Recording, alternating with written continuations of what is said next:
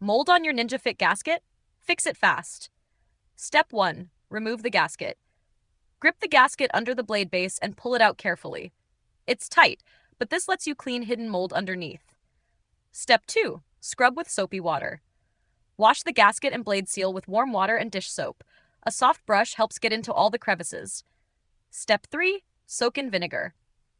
If you spot mold or mildew, use straight white vinegar. Soak the gasket for 10 minutes, then rinse it thoroughly. Step 4. Soak tough mold again if needed. Still grimy? Let it sit in warm, soapy water for another 10 minutes. No need to scrub hard, a soft brush does the trick. Step 5. Dry completely. Air dry the gasket and blade base separately, overnight if you can. Never reassemble while damp, moisture hides mold.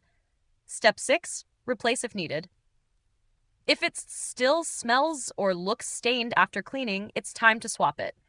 I've linked a replacement gasket set in the description below. If this cleared the mold, subscribe to No Filler Fixes for more smart appliance reminders.